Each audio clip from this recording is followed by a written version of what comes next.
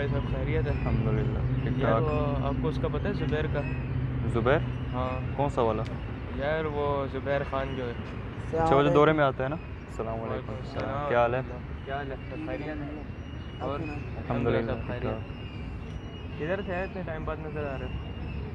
सही सही। उसको पता है यार, उसके घर में ज़रूरत है अभी, हालात सही नहीं है, मदद मांग रहा था। मुझे भी फ़ोन आया था। बोल रहे लेकिन किसी को बताना मत इस बारे में। सही है, नहीं बताएंगे।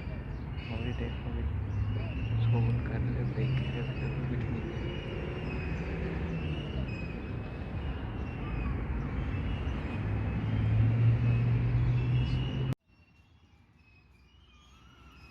ये लोग पक्का मेरे ही खिलाफ बात कर रहे हैं, तभी मुझसे बात नहीं कर रहे। तो यार वो ज़ुबैर की मदद कर सकते हैं आप कोई? उसका हो वो गया है भाई। बेनिफिट। क्या हुआ भाई, किधर जा रहे हो? मैं बस जा रहा हूँ, आप लोगों के साथ बैठने का फ़ायदा नहीं है। क्यों, हुआ क्या? हुआ क्या है भाई? इसको क्या अजीब हुआ है बंदा यार? है तूने कुछ बोला है? नहीं मैंने तो कुछ हम नहीं तो बोला। अपनी बात कर रहे हैं। पता नहीं यार क्या हुआ है इसको।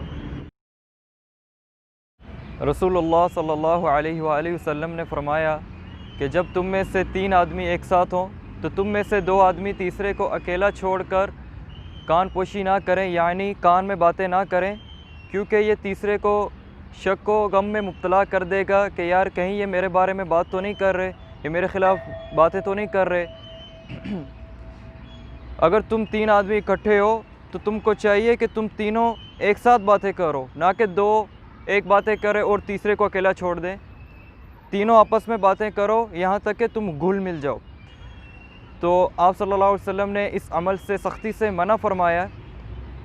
अल्लाह ताला हम सब को इस हदीस पे अमल करने की तौफीक अता फ़रमाए। इंशाअल्लाह अगली वीडियो में मिलते हैं, तब तक के लिए अस्सलामु अलैकुम वरहमतुल्लाहि वबरकातुहू।